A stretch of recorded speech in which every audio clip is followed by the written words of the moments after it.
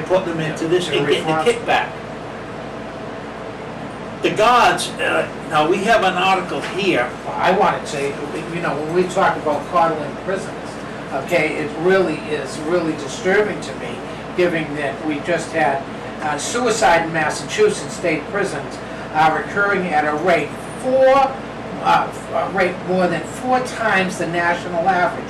This year, prompting advocates and inmate relatives to call for an urgent response from state officials and spurring the Patrick administration yesterday, and that was July 16th, was yesterday for this, to hire suicide prevention specialists. I don't know how you call coddling prisoners and allowing them to kill themselves in a prison. I don't know how those words come together. And that's what's happening. It's outrageous.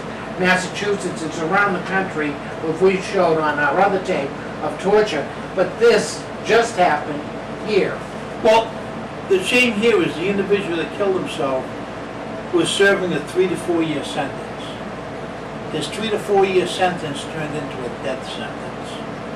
Now we have a state representative, Kay Khan, a Democrat from Newton, Massachusetts, and a psychiatric nurse who is for 15 years, has sponsored the bill every session over 15 years, but said it has gotten nowhere largely because of opposition from the union that represents correctional officers.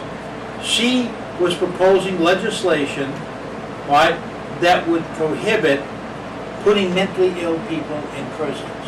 And what people don't understand is, across the country, because of cost factors, mental institutions were closed and people were just put out into the streets.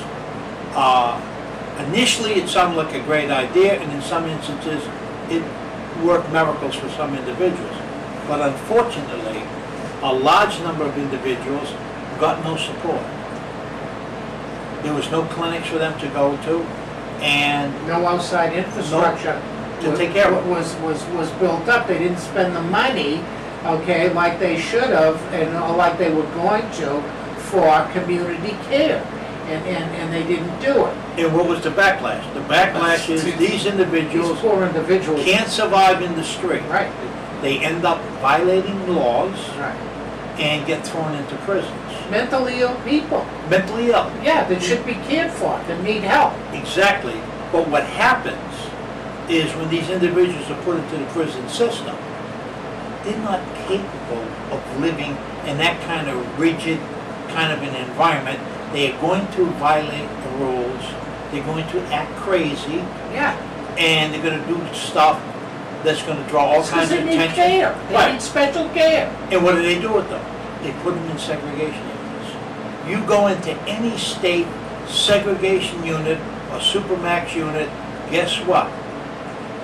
A large proportion of the individuals in these units are mentally ill. What happens to these individuals in these kind of environments? You exacerbate their mental illness, and then you throw them back into your community. Yeah, we're That's criminal. yeah, it is criminal, because these aren't the worst of the worst like we're always sold.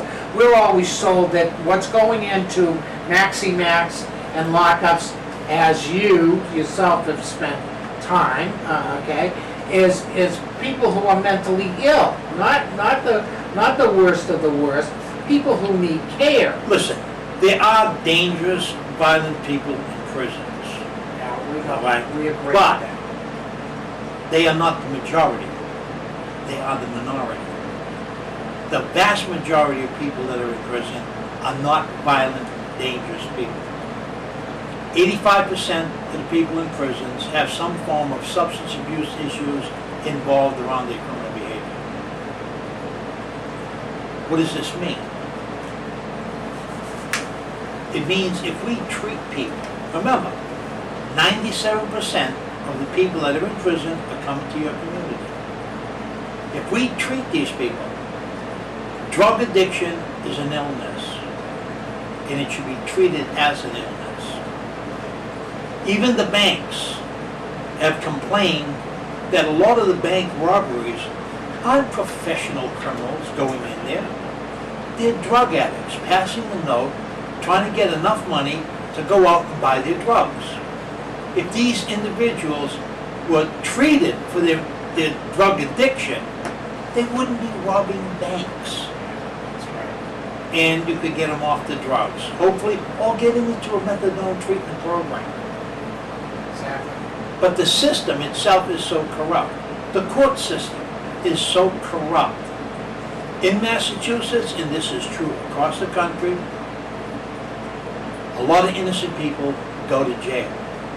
They go to jail because prosecutor, when you have an elected official that's a prosecutor, if he has a success rate of 50% on convictions, he's not getting reelected. So he's primed to get the conviction, and the truth is irrelevant. We had, in the 2-year period, they overturned 20 guys' cases for being innocent. And some of these cases, one of them was Lawrence Adams.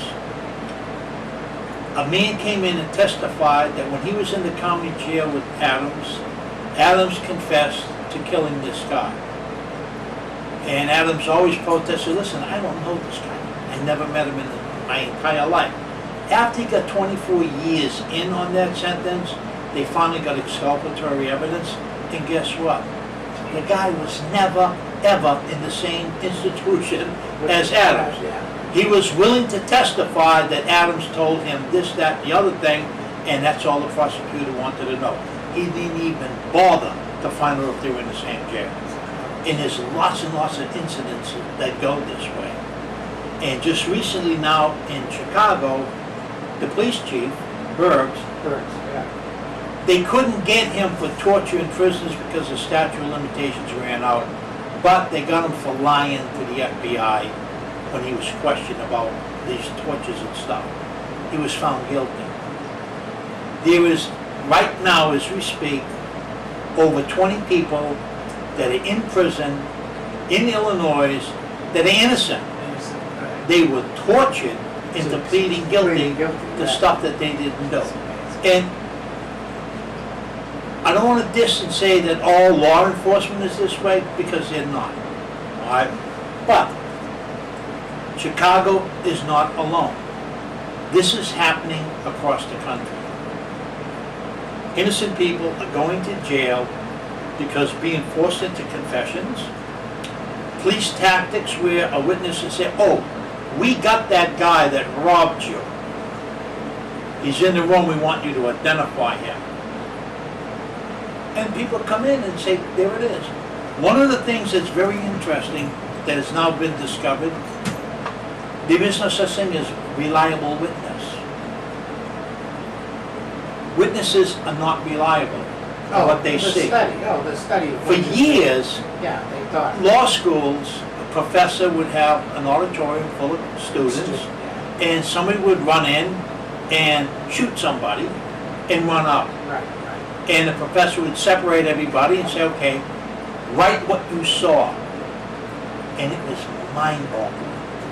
The race was screwed up, the color of the clothes was screwed up, a guy got shot, somebody saw him get stabbed, and it was just totally distorted. And what happened is the law enforcement side of it said, well, that's not reliable, that's just hypothetical, blah, blah, blah, blah. Well, now because of DNA, guess what? They're finding out. Now they're finding out This that the is witness that positively said, he's the guy that raped me, they take the sperm and say, he's not the guy that raped you. Yeah, because the People trauma. in shock and trauma Yeah. don't see, They I mean, don't when see. you point the gun Oh. at somebody's face, Yeah. all they see is a barrel this big. Yeah, exactly right. You They're know? not seeing anything else. And that is And the they're idea of a And diet. they're mixing everything up what's around them and distorting. Exactly. And we know that. We know that experience. But now we've learned from DNA that witness testimony isn't It reliable. isn't reliable. No, Because of shock and trauma, whatever they went through. And they're very easy to influence by cops who say, oh, here's the guy's picture. Isn't that him? Power suggestion. people go to jail. And it's happened over and over and over across this country.